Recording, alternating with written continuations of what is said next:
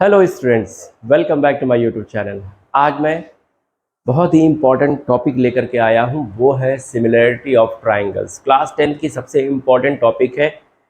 Class 10th में ICSC board में भी ये टॉपिक है, सीबीएसई में भी है और यूपी बोर्ड में भी है। ठीक है, तो आपको आज मैं सिमिलैरिटी के बारे में कुछ फैक्ट्स बताने वाला हूँ जो कि बहुत ही ज़्यादा इम्पॉर्टेंट है। ध्यान से सुनिएगा, बहुत अच्छे से समझिएगा उस चीज़ को। आप मेरे कॉन्सेप्ट को, यानी जो भी सिमिलैरिटी के कॉन्सेप्ट हैं, मेरे बताए हुए चीज़ों को अगर आप फॉलो करोगे, सच बता रहा हूँ, कभी गलती नहीं करोगे। ठीक है, चलो कोशिश करते हैं हम अपनी तरफ से कि मैं बिल्कुल सारी चीज़ें सिमिलैरिटी के केसेस में सारी चीज़ें जो भी दिया हुआ है आपकी बुक में, कहीं जो भी कॉन्सेप्ट है, उस चीज़ को मैं पूरी तरीके से कोशिश करूँगा कि आपका कॉन्सेप्ट क्लियर हो जाए सिमिलैरिटी के बारे में। ठीक है, आज मैं बनाने वाला हूँ दो ट्राइंगल ऐसे।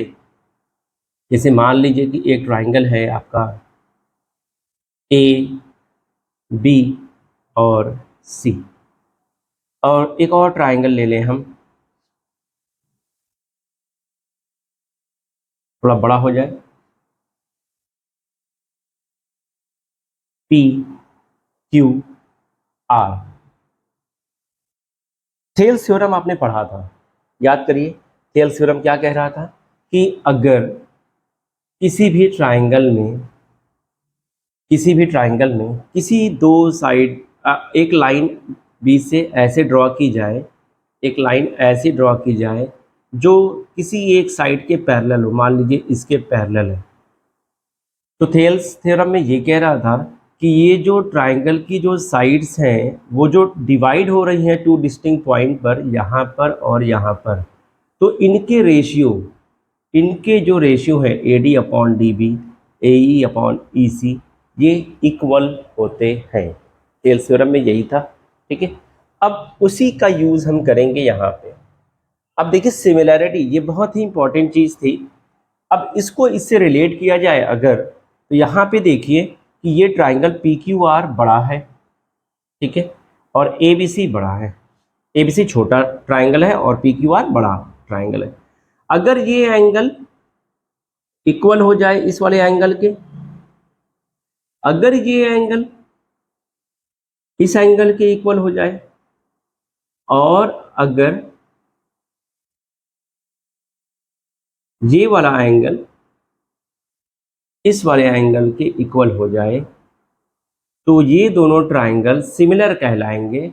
हम ये लिखेंगे triangle A B C. Similar का साइन ये होता है ट्राइंगल। अब ए के करस्पॉन्ड इसमें कौन सा एंगल है, ए के इक्वल कौन सा एंगल है, पी। तो ए आपने यहाँ पे पहले लिखा है, तो दूसरे वाले ट्राइंगल में आप सबसे पहले क्या लिखोगे, पी। अब बी लिखा है आपने, तो बी कहाँ पे, ये। अब बी के इक्वल इस ट्राइंगल में कौन सा एंगल है, क्यू, तो आप यहाँ पे लिखोगे क्यू। सी के करस्पॉन्ड एंगल कौन सा है, आर। देखो ये सी एंगल आर एंगल के इक्वल है, तो आप यहाँ पे क्या लिखोगे, आर। ठीक, तो अगर ये ट्राइंगल के तीनों एंगल, इन ट्राइंगल्स के तीनों एंगल्स अगर आपस में इक्वल हैं, एंगल ए इक्वल है किसके, एंगल पी के। अब आप देखो इसी सिमिलैरिटी क्राइटेरिया में, जैसे ये ट्राइंगल सिमिलर दिखाया है, अगर मान लीजिए फिगर नहीं दिया हुआ है, तो आप इससे ये बता सकते हो कि ए के इक्वल कौन है, ए के इक्वल पी है, बी के इक्वल क्यू है, और सी के इक्वल आर। ठीक, तो आप यहाँ पे दिखा सकते हो एंगल बी जो है वो एंगल क्यू के इक्वल है, और एंगल सी एंगल आर के इक्वल है। ठीक, तो ये चीज़ याद रखिएगा, ये वर्डिंग जो है वो गलत नहीं होना चाहिए, क्योंकि अगर आपने लिख दिया triangle A B C similar to triangle Q P R, अगर आपने लिख दिया तो ये गलत हो जाएगा। या फिर आपने अगर triangle A B C similar to triangle अगर आपने क्यू आर पी लिख दिया तो भी गलत हो जाएगा। ये सीक्वेंस याद रखिएगा कि जो जिसके इक्वल होता है वो वहाँ पे बिल्कुल वैसे ही जाएगा जैसे कि ये लिखा गया है वैसे ही इसको भी लिखा जाएगा उसी ऑर्डर में, ठीक है। ऑर्डरिंग गलत नहीं होनी चाहिए, ये बहुत ही इंपॉर्टेंट चीज़ मैं बता रहा हूँ आपको। अगर ऑर्डरिंग आपने अगर ये चीज़ें समझ गई तो समझ लिए सिमिलैरिटी के सारे क्वेश्चंस आप लगा डालोगे बहुत आसानी से, ठीक। तो मेरे कहने का मतलब है, अब इस ट्राइंगल को अगर इस ट्राइंगल के अंदर रख दिया जाए तो आई थिंक ये ट्राइंगल यहाँ पे कहीं जा करके ऐसे आएगा, ठीक। तो यहाँ पे ये वाला पॉइंट जो बी है वो यहाँ पे आ जाएगा, और ये जो पॉइंट सी है वो यहाँ पे आ जाएगा, और ये एंगल ए यहीं पे पी के ये पी से कोइंसाइड कर जाएगा। तो अपने आप ये जो बी सी लाइन है ये इसके पैरेलल हो जाएगी क्यू आर के। अब बताओ यहाँ पे थेल्स थ्योरम में यही तो कह रहा था कि दो यहाँ पे सिमिलरिटी का केस आ गया, दो ट्राइंगल सिमिलर अगर हैं, ठीक है, तो ऑब्वियस है कि ये वाली लाइन इस वाली लाइन के क्या होगी, पैरेलल होगी, कोई एक साइड पैरेलल होगी। या हो सकता है कि इधर ट्राइंगल मान लीजिए ऐसे कर दिया जाए शिफ्ट, तो हो सकता है इधर वाला ट्राइंगल इस तरीके से हो जाए, ठीक है। ये ट्राइंगल हम यहाँ पे भी रख सकते थे, यहाँ पे तो ये वाली लाइन इसके पैरेलल हो जाती। अब मान लीजिए ये अगर हम सी पॉइंट को इंसाइड कर देते आर से, तो हमारा एंगल ऐसे बनता यहाँ पे, तब इस तरीके से बनता शायद ये, तो यहाँ पे ए आता और यहाँ पे बी आता, ठीक है। तो हमारी साइड जो पी क्यू है वो ए बी के पैरेलल हो जाती, ये वाली साइड जो है वो इस वाली साइड के पैरेलल हो जाती। अगर मान लीजिए बी वाला कोइंसाइड कर देते बी वाले के क्यू की तरफ ऐसे कर देते, तो शायद ये ट्राइंगल कुछ ऐसे आता इस तरफ से ऐसे, ठीक। और ये सी पॉइंट यहाँ पे आ जाता और ए पॉइंट यहाँ आ जाता। लेकिन ये जो ए सी है ये ए सी जो है वो पी आर के क्या हो जाता, पैरेलल हो जाता, ठीक है। तो ये चीज़ें ध्यान रखिएगा कि सिमिलैरिटी के केस में ही ऐसा होता है, ठीक है। मेरी बातें समझ में आ रही हैं मैं क्या कहना चाह रहा हूँ, ठीक। तो यहाँ थेल्स थ्योरम, आखिर ये थेल्स थ्योरम जो है सिमिलैरिटी पे ही तो बेस्ड है, मैंने बताया भी था, ठीक है। तो सिमिलर ट्राइंगल में सबसे इंपॉर्टेंट चीज़ है उसके वर्ड, उसके अल्फ़ाबेट के ऑर्डर्स, ये चीज़ ध्यान रखेंगे, ठीक। और दूसरी चीज़ ये है, समझ लीजिए कि जो साइड, जैसे मान लीजिए कि ये एंगल और ये एंगल अगर इक्वल है, जैसे ये, तो अब आप यहाँ वर्ड से भी आप देख सकते हो कि ये जो है, अच्छा रुको, सबसे पहले मैं इसको थोड़ा सा इरेज कर लूँ, और मैं अब आपको साइड का रेशियो बताने वाला हूँ, इनके साइड के रेशियो, ठीक है। अब आप देखो यहाँ पे अगर आप ए बी लेते हो, ए बी, तो यहाँ पे साइड कौन सी लोगे, पी क्यू, यानी A B upon P Q, ध्यान रहे, ठीक है। अब आप अगर बी सी लेते हो, बी सी, तो यहाँ पे इस ट्राइंगल की बी सी साइड लो। अब ये सोच लेना कि अगर ऊपर वाला साइड अगर पहले वाले ट्राइंगल की है, तो इसमें भी जो ऊपर वाली साइड लेंगे हम वो उसी ट्राइंगल की लेंगे, दूसरे ट्राइंगल की नहीं लेंगे। कभी भी ये मत कर देना कि Q R upon B C, ऐसे मत लिख देना। ये Q R upon B C अगर लिख दिया आपने तो ये गलत हो जाएगा। यानी कहने का मतलब अगर न्यूमरेटर में पहले वाले ट्राइंगल की साइड ली जा रही है तो पहले वाले ट्राइंगल की ही साइड लेंगे, दूसरे वाले ट्राइंगल की साइड न्यूमरेटर में नहीं आ सकती है, ये चीज़ ध्यान रखिएगा, ठीक है।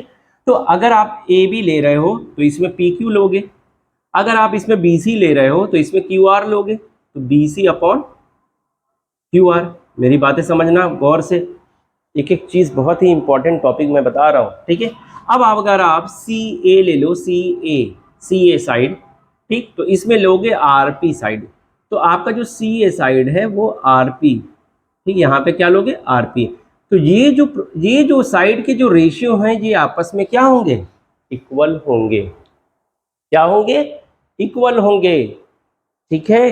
तो ये ध्यान रहे कि अगर कोई ट्राइंगल सिमिलर है तो सबसे पहली चीज एंगल्स उनके इक्वल होने चाहिए, उनके तीनों एंगल्स यानी ए बी सी के तीनों एंगल पी क्यू आर के तीनों एंगल से इक्वल होना चाहिए, ठीक है, इक्वल होना चाहिए। अब जरूरी नहीं है कि हम ए बी सी ले रहे हैं तो पी क्यू आर ही लेंगे, ऐसा नहीं है। हो सकता है कि आपका ए एंगल पी के इक्वल हो लेकिन बी आर के इक्वल हो, तो अब आप जब ए बी सी लोगे तो इसमें पी आर क्यू लोगे, फिर ऑर्डरिंग गलत नहीं होनी चाहिए, वही चीज मैं यहाँ पे भी आपको बता रहा हूँ, ठीक है। तो समझ में आ रहा है। तो इसके करस्पॉन्डिंग साइड, अब जैसे एंगल ए के सामने वाली साइड क्या है, बी सी, एंगल ए के सामने वाली, समझना गौर से, एंगल ए के सामने वाली साइड कौन सी है, बी सी। अगर आप बी सी ले रहे हो यहाँ पे, समझना ध्यान से ये, ठीक है। अगर आप BC ले रहे हो तो इसमें देखो, इस वाले ट्राइंगल में एंगल ए के करस्पॉन्ड एंगल कौन है? P, यानी इसके इक्वल एंगल कौन है? P। ए के इक्वल कौन है? P। तो हमने ए के अपोजिट साइड BC लिया है, तो ऑब्वियस है कि P के अपोजिट साइड कौन सा लेंगे? QR लिया हमने। ध्यान रहेगा, बिल्कुल याद रहेगी मेरी चीजें, बताइए भी, ठीक। अब आप देखो एंगल B के अपोजिट साइड कौन है? AC। कौन है? AC, ठीक। तो अब आप देखो B के करस्पॉन्ड एंगल कौन है? Q। B के इक्वल कौन है? Q। Q की अपोजिट साइड लेंगे हम इस ट्राइंगल में, कौन है? PR। क्या है? PR। तो आप यहां पे क्या लोगे? PR, RP। आपने यहां पे कौन सी साइड ली थी? B के अपोजिट साइड AC। B के अपोजिट साइड AC। तो B किसके इक्वल है? Q के इक्वल है। तो Q की अपोजिट साइड कौन है? PR। तो आप यहां पे क्या लोगे? PR, ठीक। अब इसी तरीके से एंगल C के अपोजिट साइड कौन है? AB। एंगल C के अपोजिट साइड कौन है? AB। तो आप एंगल C के करस्पॉन्ड, यानी एंगल C के इक्वल इसमें कौन सा एंगल है? R। तो R के अपोजिट साइड कौन है? PQ। तो आप यहां पे जो लोगे साइड, वो क्या लोगे? PQ लोगे। इस बात का ध्यान रखिएगा बिल्कुल। अगर इस चीज का आप अच्छे से करते हैं, अच्छे से समझते हैं, तो ये जान लीजिए, सच बता रहा हूं, सिमिलैरिटी के कोई भी क्वेश्चन आपसे छूटेंगे नहीं, सारे के सारे क्वेश्चन फोड़ दोगे तुम लोग, बिल्कुल, ठीक है। तो ये चीजें समझ में आ गई, ठीक है। अगर ये चीजें वाकई में समझ में आ गई तो सच बता रहे हैं, सिमिलैरिटी के सारे क्वेश्चंस आप कर डालोगे, बिल्कुल, ठीक। चलिए अब नेक्स्ट टॉपिक पे आते हैं। सिमिलैरिटी की कौन कौन सी क्राइटेरिया है वो हम बताने जा रहे हैं, ठीक है।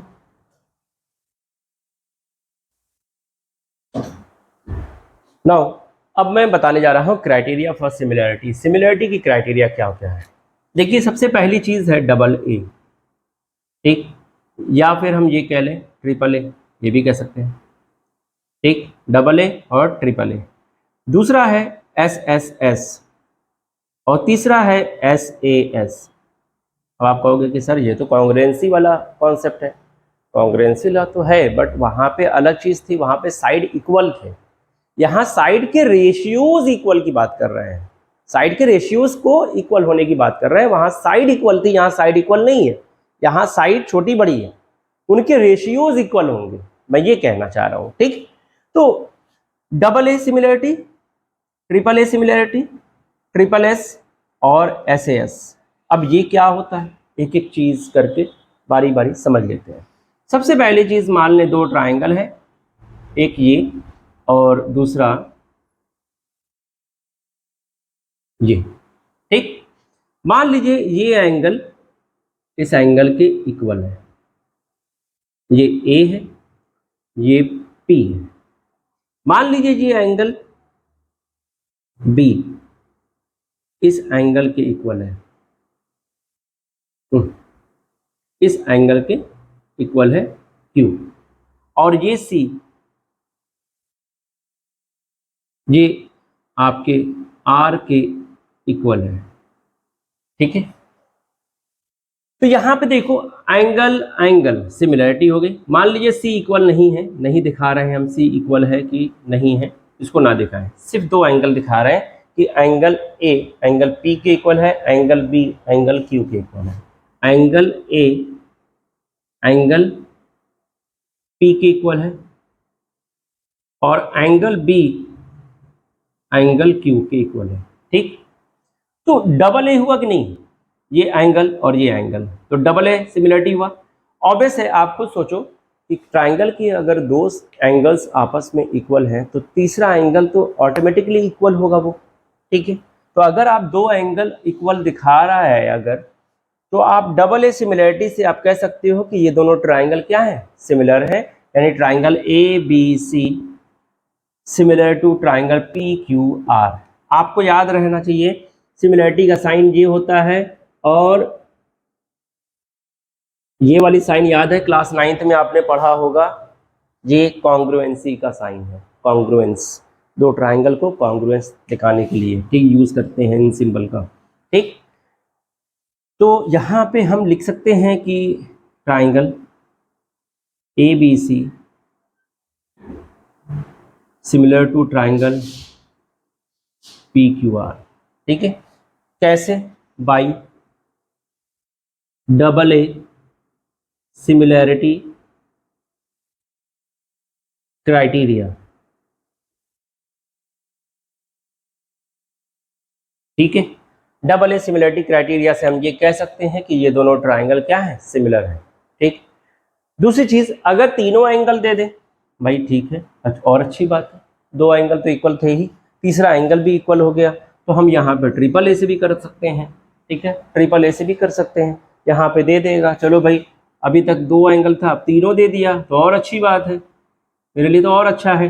तो क्या हो जाएगा, एंगल सी जो है एंगल आर के इक्वल है भाई, ये भी आ गया, तो ये भी एंगल इक्वल हो गया, तो क्या हो गया, ट्राइंगल ए बी सी तब भी सिमिलर है ट्राइंगल पी क्यू आर के by triple A similarity criteria. ठीक है, यहाँ समझ में आ रहा है?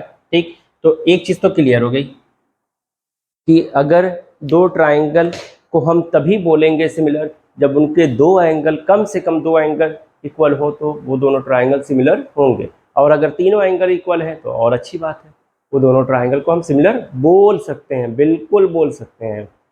ठीक है, चलिए दूसरा एस एस एस। जाहिर है, अभी मैंने आपको बताया कि अगर दो ट्राइंगल सिमिलर हैं तो उनके करस्पॉन्डिंग जो साइड के रेशियोज हैं वो भी आपस में इक्वल होंगे। तो यहाँ पर आप देखो, आप ये बोल सकते हो कि ये ए बी साइड अगर आप ले रहे हो, ठीक है,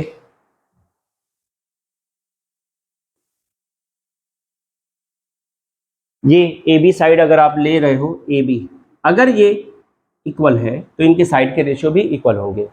ठीक, मान लीजिए एंगल इक्वल ना दिखाए, मान लीजिए एंगल इक्वल ना दिखाए, चलो भाई एंगल इक्वल नहीं दिखा रहा है, हटा दें हम इसको, चलो कोई बात नहीं, कोई बात नहीं भाई, कोई बात नहीं, हटा दो भाई, हटा दो, हटा दो, हटा दो, हटा दो। ठीक, अब देखना, मान लो एक रेशियो ए बी जो है, A B upon P Q लिया और B C upon Q R लिया और C A upon R P ले लिया। अगर रेशियोज इनके इक्वल है, इनके साइड के रेशियोज, तो आप ध्यान दो कि A B upon P Q है, A B upon P Q, A B upon P Q है। ठीक, यानी ए बी के अपोजिट एंगल कौन है, एंगल सी, और पी क्यू के अपोजिट एंगल कौन है, आर। जी, तो ऑब्वियस है ये दोनों एंगल क्या होंगे, आपस में इक्वल होंगे। यानी हम बोल सकते हैं एंगल सी जो है वो एंगल आर के क्या है, इक्वल है, बताया था मैंने आपको। तो अगर इनके साइड के रेशियोज आपस में इक्वल हैं, बताओ ये साइड और ये साइड, तो ट्रिपल एस है या नहीं है, ट्रिपल एस है या नहीं है, बिल्कुल है, साइड साइड साइड। यहाँ साइड के रेशियोज ले रहे हैं हम, और कॉन्ग्रुएंसी में हम साइड इक्वल दिखाते थे कि ये साइड इस ट्राइंगल की, ये साइड इस ट्राइंगल की इस साइड के बराबर है, इस ट्राइंगल की ये साइड इस ट्राइंगल की ये साइड के बराबर है, और इस ट्राइंगल की ये साइड इस ट्राइंगल की इस साइड के बराबर है, यही बताते थे। यहाँ पे क्या है, उन साइड के रेशियोज आपस में इक्वल है। मान लेते हैं कि ये 3 सेंटीमीटर है और ये हो गया 6 सेंटीमीटर। ठीक, अब समझो, अब यहाँ पे BC है, ये मान लो BC, ये मान लो आप 4 BC, तो RS 8 सेंटीमीटर, QR, ठीक, QR। अब CA अगर हम ले लीजिए, CA ले लें अगर 5, तो PR 10। अब आप देखो यहाँ पे इनके ratios, A B upon P Q, तो A B upon P Q कितना है, 3/6, तो क्या आएगा 1/2। ये आपका A B upon P Q है। अब B C upon Q R भी ले लो भाई, बी सी कितना है 4, और क्यू आर कितना है भाई 8, तो 4 2 8 यानी 1/2, यहाँ पे भी 1/2 आया और यहाँ पे भी 1/2 आ रहा है। चलो तीसरा भी देख लेते हैं। अब क्या है, सी ए अपॉन, क्या है, सी ए अपॉन आर पी। चलो भाई, सी ए कितना है 5, आरपी कितना है 10, तो ये हो गया 1/2, तो ये भी आ गया 1/2। अब आप देखो क्या रेशियोज इक्वल नहीं है, तीनों रेशियोज इक्वल हैं साइड के, ठीक है। तो अगर ऐसा है कि तीनों के साइड के रेशियोज आपस में इक्वल हैं, तो वो दोनों ट्राइंगल क्या होंगे, आपस में सिमिलर होंगे। By triple S similarity criteria, by triple S similarity criteria. तो आप जब यहाँ पे दिखा दोगे कि अगर ये इक्वल है, तो आप बोल सकते हो कि ट्राइंगल ए बी सी जो है वो सिमिलर है ट्राइंगल पी क्यू आर के by triple S similarity criteria, similarity criteria. आप इससे बोल सकते हो कि ट्रिपल एस से ये क्या हो गया, ये दोनों ट्राइंगल सिमिलर हो गए।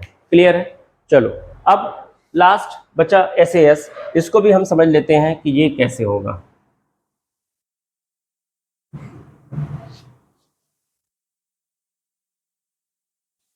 कौन समर,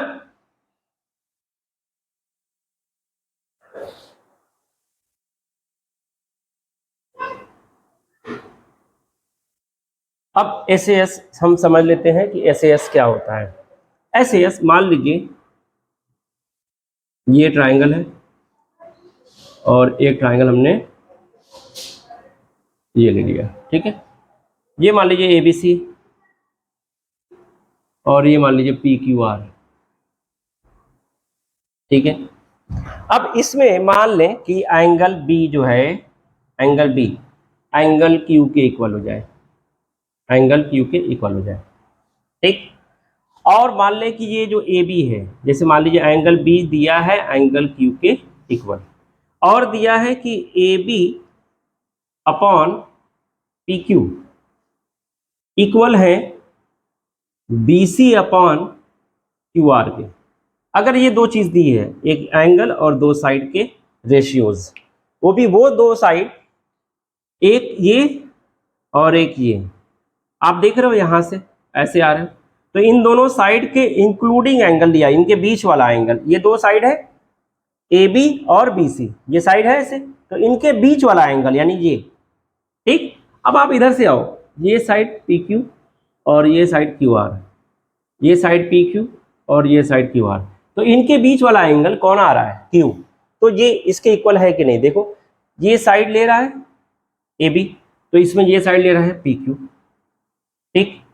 अब ये वाली साइड ले रहा है BC, ये वाली साइड ले रहा है QR, देखो यहाँ पे, ठीक। तो इनके बीच वाला एंगल, इसीलिए यहाँ पे एंगल कहाँ आया है, बीच में, कि दो साइड है और दो साइड के बीच वाला एंगल, उनके दोनों साइड के बीच में जो एंगल आ रहा है, ठीक, ये दोनों साइड के बीच में जो एंगल आ रहा है, ठीक है, ये दोनों साइड के बीच में जो एंगल लाई कर रहा है, उस वाले एंगल को हमने लिया है SAS, side angle side, side angle side. इसी रास्ते में जो एंगल पड़ेगा वही वाला एंगल इंक्लूडेड होगा, ठीक। उसी तरीके से इसमें भी साइड एंगल साइड, ये साइड एंगल साइड, समझ रहे हो आप, क्लियर है, यानी इंक्लूडिंग एंगल SAS। इसीलिए एंगल को यहाँ बीच में रखा गया है कि दो साइड और उनके बीच वाला एंगल होना चाहिए, ठीक है।